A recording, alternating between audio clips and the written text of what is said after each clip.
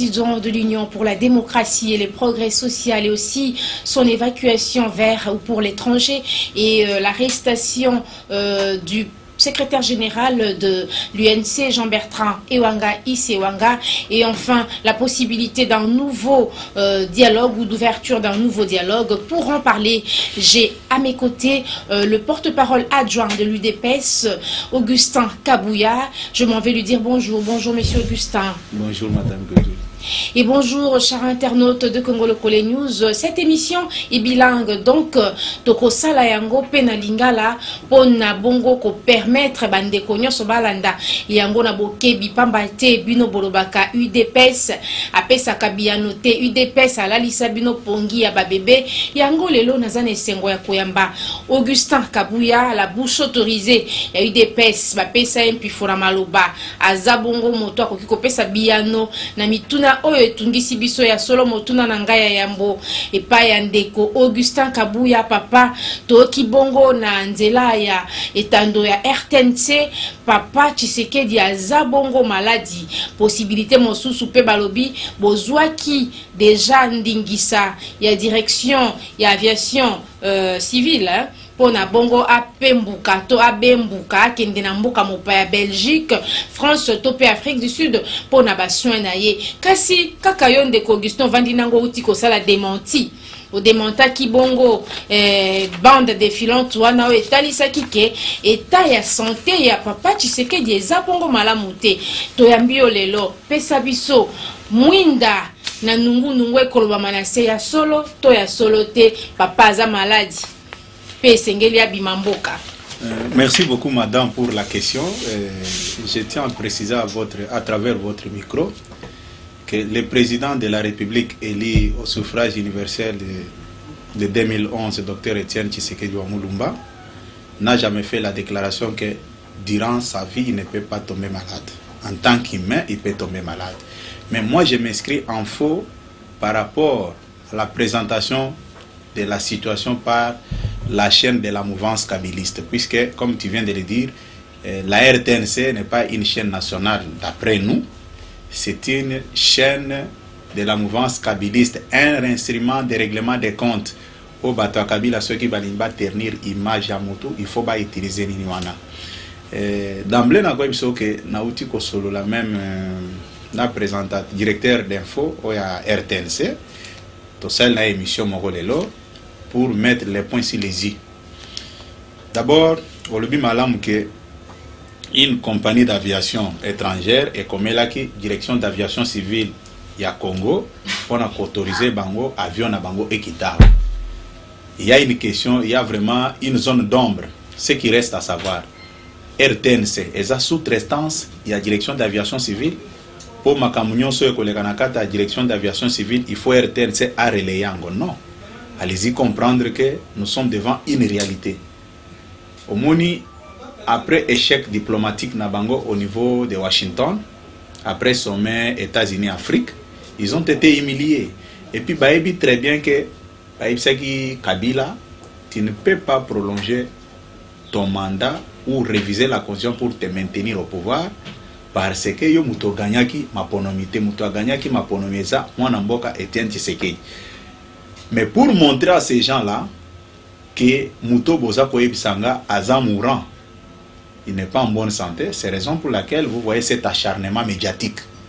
Puis ceux qui ont dit bien, Ndenge va propager l'information. D'abord, c'est qui battu nyon ce que Pepo Eza déjà nandili pour évacuer Mwanamboka Etienne Tshisekedi. Banda dimanche, il l'autre mardi, Pepo wana eyete.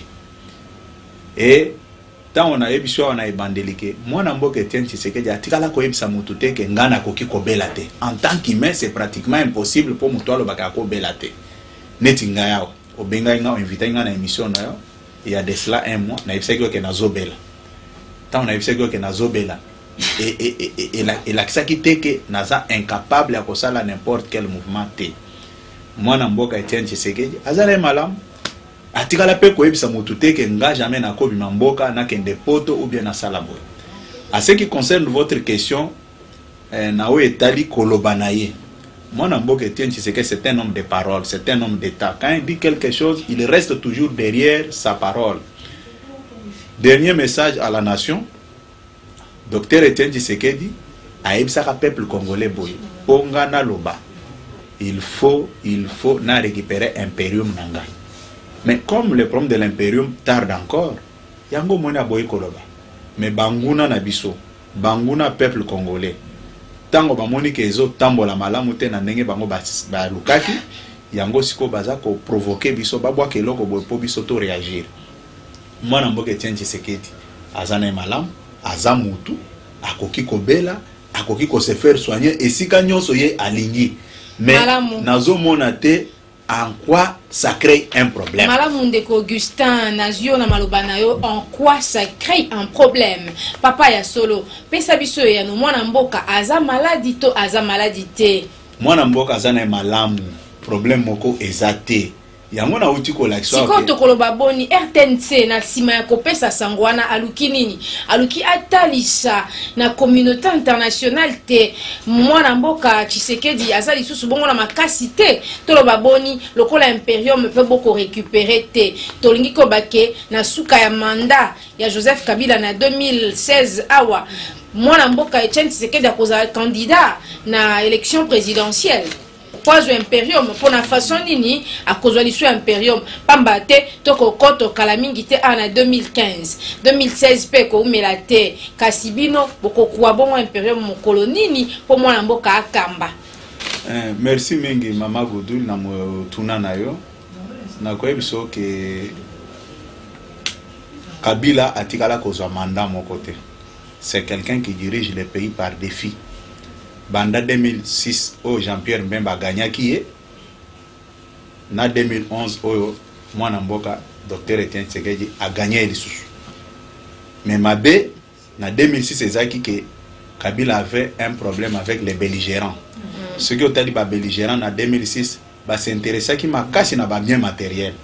Mais biso IDPS ceux qui ont dit bien message de campagne na biso ezaki le peuple d'abord. C'est-à-dire, tozaki na moi affection moko boye na o etali peuple. Yango na senga ka mingi bandeko na biso a diaspora ba perdre confiance te. Muto biso toponaki na mboka. Docteur Etienne Tshisekedi azana ye na makasi na ye.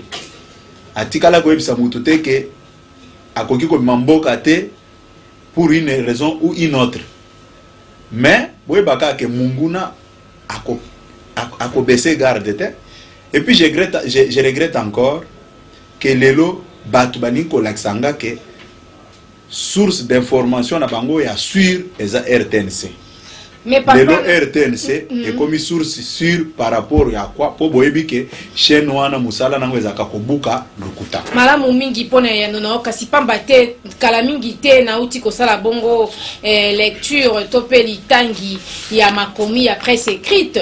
Le journal Le Maximum pas zongi sika kabe information ya papa Tshisekedi journal Le Maximum elobiete ya solo ezama CCT kasi ezande solo papa Tshisekedi aza maladi atungisa mibongo na diabète na ebité papa wana peka keza lokuta kasi soki eza lokuta pona nini te papa Tshisekedi azwa penza le kanetando ata ya moke ata ya monene apesa bongo explication moi éclairage na nungu ekoleka po peuple ope lingie ezwa kimia pamba te diaspora ezola la te na talibandeko lokola afo mayengo bango bana Paris bakokoma.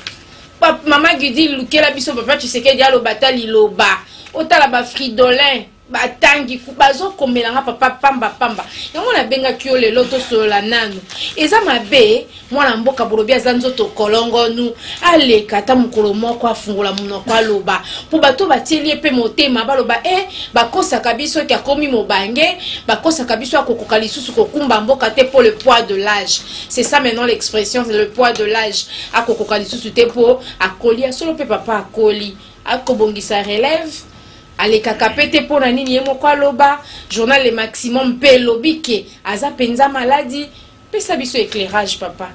Naza ko respecter point de vue à mutu na mutu. Mais na ko ebso ke journal o tanga Congo eza parole de l'évangile te. oui, comment est-ce que presse fonctionne dans Mboka na biso. Na ebisio que président de la République Dr Etienne Tshisekedi azamutu akoki kobela mais kobela naye tu dis qu'un homme public mais façon la manière dont la chose est étalée sur la place publique, c'est pour fragiliser en fait ma place naye. Ils sont en train de mener une campagne. Oui. Quand il parle des poids de l'âge, Kabila a quel âge? Il a mené le pays où Mobutu avait pris le pouvoir à l'âge de 27 ans. Il avait amené les Zaïre où ce qui fait la valeur d'un dirigeant, ce n'est pas son âge, mais c'est son savoir-faire, sa tête. Puisque au jour d'aujourd'hui, nous sommes avant-dernier, avant Somalie. Somalie qui est un non-État. Et ça vous arrange. C'est dirigé par un soi-disant jeune que vous nous présentez, puisque au stade actuel, si nous ne voulons pas regarder les choses en face et nous dire clairement que Kabila a échoué, il a volé la victoire d'autrui, en tout cas, inutile d'engager les débats. Inutile d'engager les débats. Je confirme encore que le président va mieux. Il n'est pas question de dire qu'il est vraiment à l'indisponibilité de marcher ou de quoi que ce soit, non.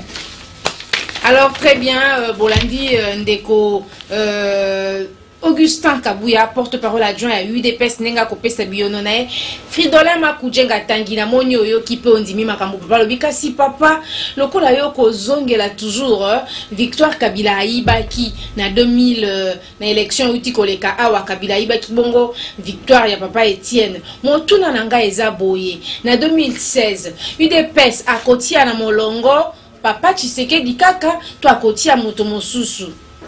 Bon, merci maman na mutuna na yo. Biso topesi préalable na topesi condition na biso. Avant to lebela makamu nyonso, il faut to résoudre le contentieux électoral à 2011. Et puis pour yeba makambo bande kona biso a chaîne wana basalaki. Tango ba moni to démentir ba biloko na bango nyonso alukuta ba ke ko ramasser mutu moko soi-disant kaza membre à famille à présent Martin. Oui, Martin Badibanga. Martin Badibanga. Oui, Martin Badibanga. Oyo azako se faire passer partout comme étant membre de la famille biologique. Il y a mon ambo Etienne Tshisekedi. Mais na préciser ba téléspectateurs na biso nyonso boy. Il faut ba retenir le cambo une fois pour toutes. Mais c'est Badibanga Martin, c'est ça son vrai nom. Azana lien mon côté na famille mwana mboka Etienne Tshisekedi. Relation ngo eyendenge nini?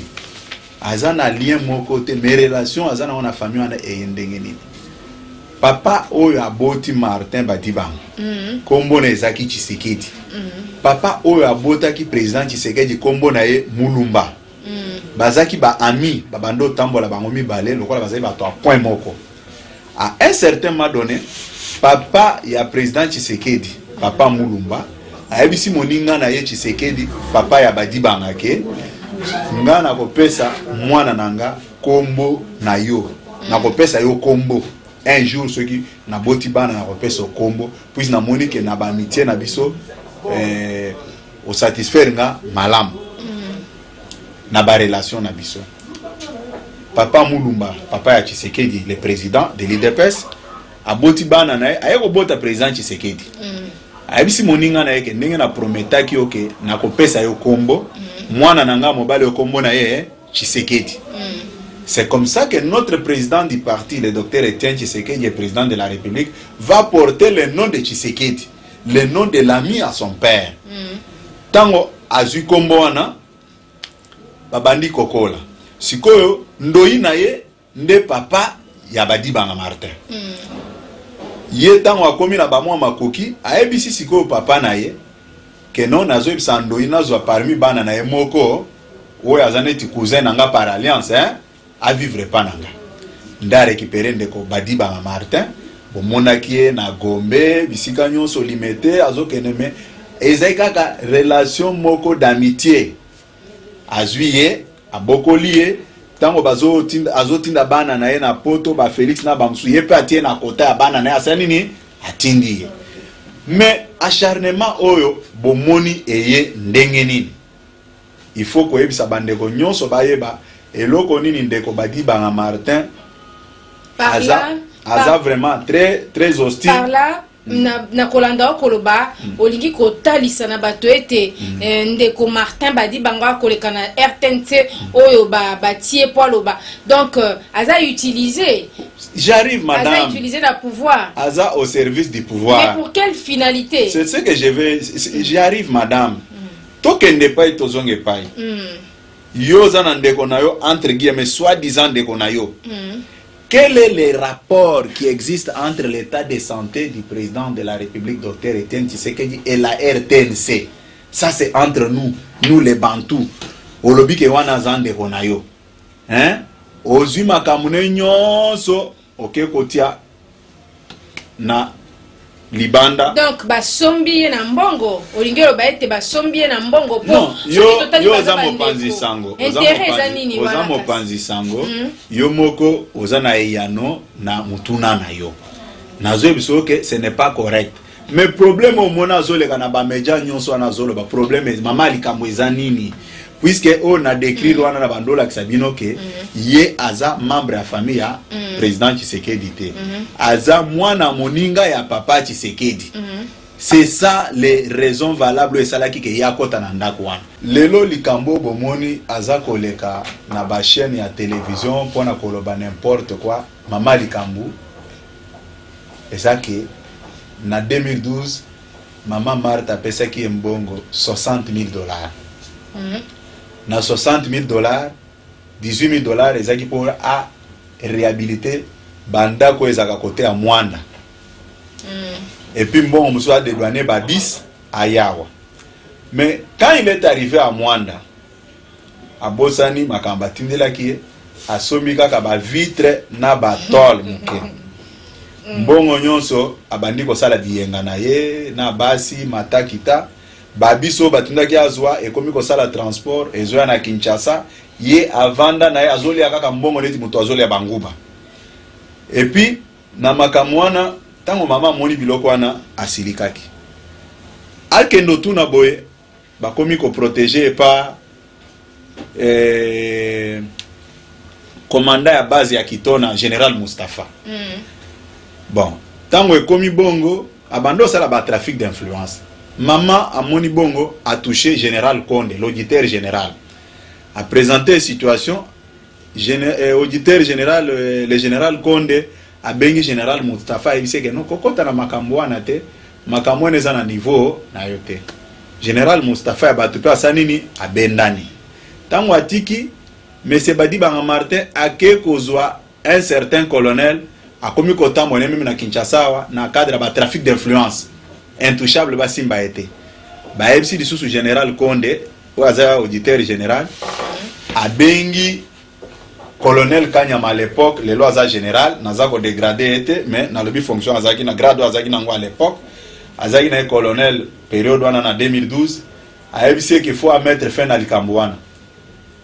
Général Kanyama a bengi chargé d'affaires chargé des opérations le major Mukizi si je me trompe pas azalelo na Ituri yende mutu akenda ko kanga M. Badi Banga Martin amemi bangoti na casier judiciaire et puis bake na et pas PGR bake makala boko comprendre l'historique wana ke pona problème ya abus de confiance o etindaki maman Marthe a traduire en justice nde omoni acharnement nyonso wana aleka o media mabe asala boye mabe asala boye non ndenge na zolo baboye. Papa Augustin, oui madame bongo siko likambo ezalaki yena 60,000 ya mama Marthe ali yango bongo po ani ke kofinga mama Marthe te po ani ke kosa malade ya mama Marthe te eke kosela kaka président Etienne Tshisekedi wa Mulumba. Merci beaucoup madame.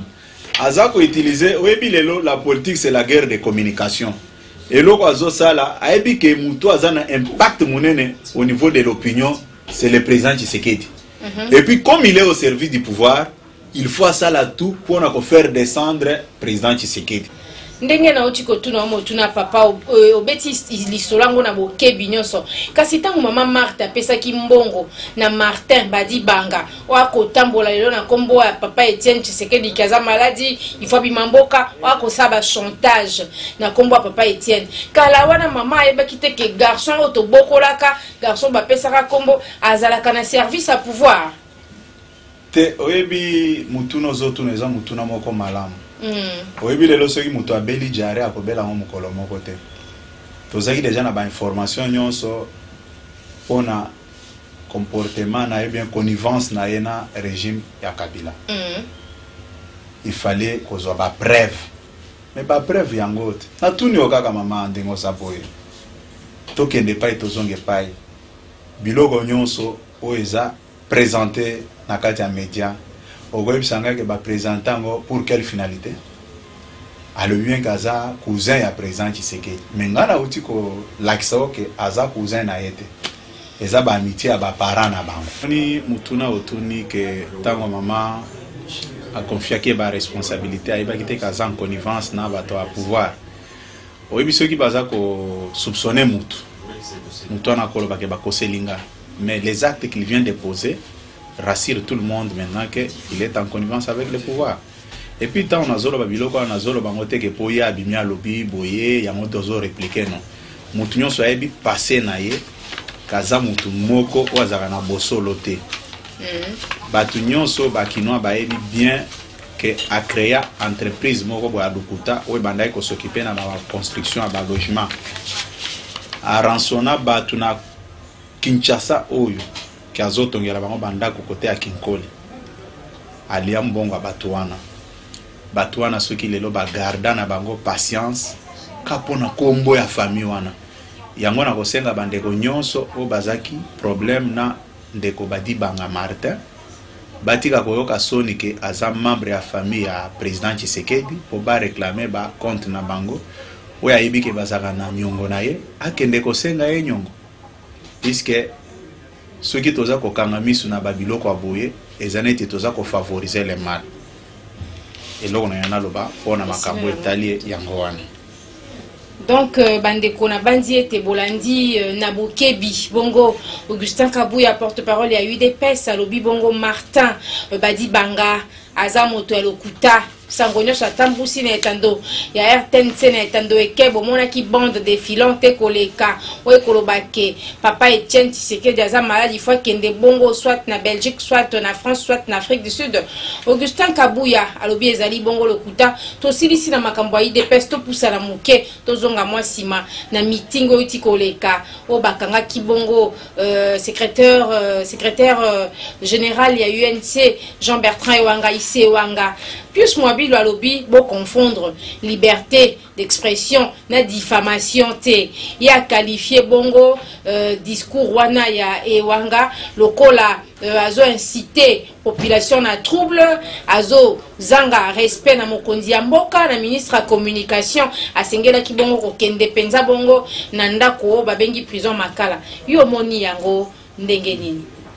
Oui, merci mingi mama pona mutuna na ina zonge la place moko oyo eloko utolo basiko oyo na lobite ke mokonzi akoki kobela te na lobite ke mokonzi akoki kobima mboka te mokonzi asala contrat moko te na mutu ke ngana kobima mboka te pona makambo etali zoto nanga ou bien ngana kosala ngo kaka mokonzi aza libre ya kende sika nyonso ya alingi soki lelo a décidé ke azozo avion akende.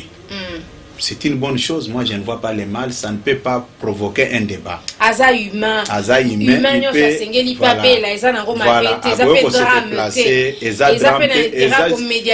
Eza sujet tabou te.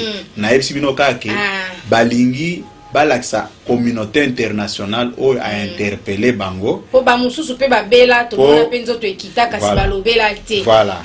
Merci mingi ndengo préciser biloko wana.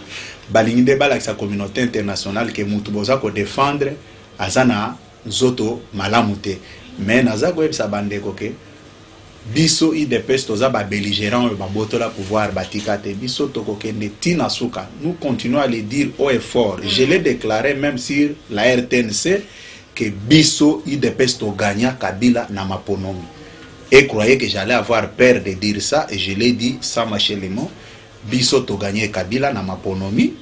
Pour nous, le président de la République, c'est le docteur Etienne Tshisekedi Ouamouloumou. Pour revenir à votre question concernant le meeting du 4 août, na ko biso boy.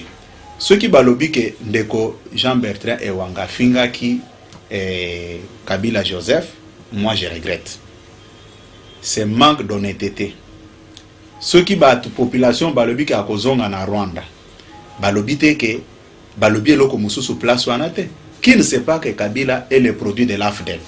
AFDEL tire ses origines où, n'est-ce pas, au Rwanda? Mais pour nani ils ont créé problème. Tango président Tshisekedi azaki premier ministre balobaka na eka angolais akangisa batu boni. Tango professeur Lunda Bulwazaki premier ministre balobaka eka zambien akangisa batu boni.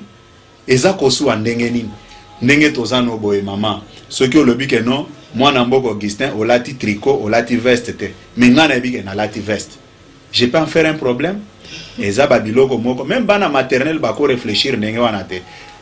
Concernant oyo utolo basiko ke ndeko oyo kolochien oyo esalaka propagande pona Kabila, c'est tout à fait normal. Par excès des ailes oko ignorer valeur na yo pour défendre la médiocrité. Est-ce que biloko nyonso ndeko wana lobaki? Est-ce que a moni poids au biloko anezo peser même sur sa personne? Paulo babiloko ya lukuta afinga ki asala ki boy. Mais biso basalaka toute une émission sur RTNC pour na kofinga mwana mboka Tshisekedi. Boyebi ba journaliste wana bien c'est connu de tout le monde. À plusieurs reprises tosto benga même ADG o yazo sala intérim wana. Pour na kolakisa yeke biso yi de pes toza ko minimiser loko wana. Mais bino peso ki balobi pona bino botinda ANRT botinda et puis pour mona ke batongo bazanga soni. Résidence surveillée comme hôtel. Tango bazui wanga baki otie na hôtel invest. Nde résidence na yango wana. Hein? Poni bazo examboka soni boy. Vraiment. Bazo examboka soni comme si mboko batu batanga te batu ba raisonnaka te.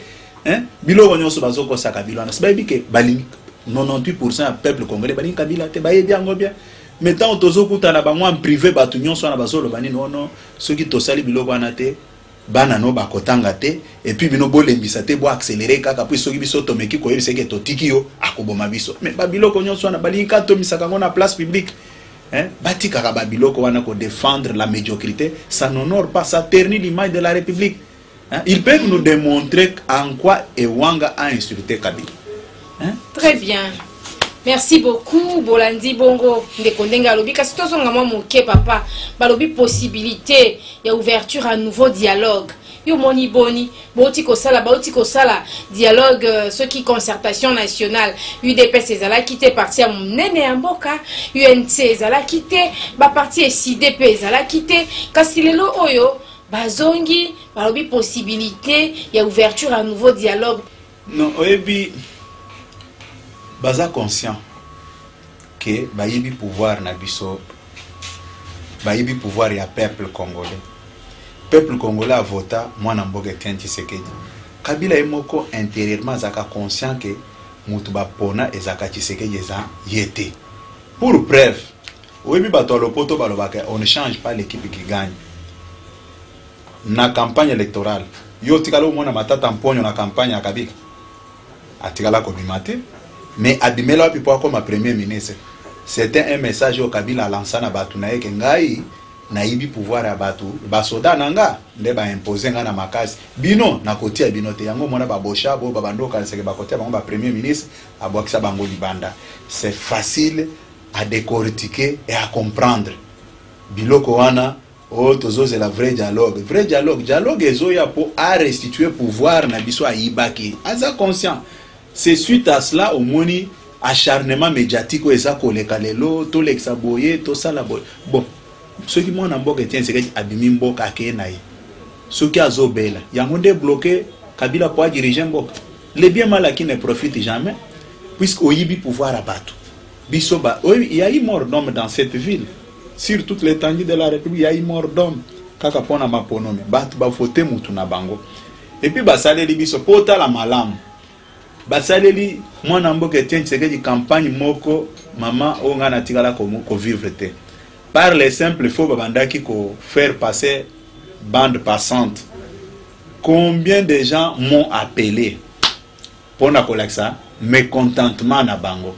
To bando calmer bango ka keza biloko alubuta bolande loko moko te mokonzi akoki ko bimana mboka mais azana eta o bazolo bawana. Merci amis internautes de Congo Lokolé. Nous sommes arrivés pratiquement à la fin de notre émission. Augustin Kabouya, un dernier mot pour aujourd'hui. Oui, le dernier mot, c'est de dire félicitations à nos amis de la diaspora. Vous avez fait la preuve de maturité.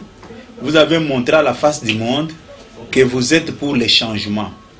Pendant 2 ans, vous avez mis un embargo sur tous les imposteurs qui ont volé la victoire du peuple congolais. Encore une fois, merci, courage et continuez comme ça. Nous sommes derrière vous. Merci, amis internautes de Congo le Coulé. Je rappelle que je recevais Augustin Kabouya, porte-parole adjoint de l'UDPS Union pour le progrès, Union pour la démocratie et le progrès social. Avec lui, on a parlé de l'état de santé du leader Maximo Etienne Tshisekedi. On a parlé aussi de l'arrestation de Jean-Bertrand Ewanga. Nous sommes arrivés pratiquement à la fin de notre émission. Merci, Augustin Kabouya, d'avoir répondu à notre invitation. On se retrouve très prochainement dans un autre numéro. Merci. Merci beaucoup, madame.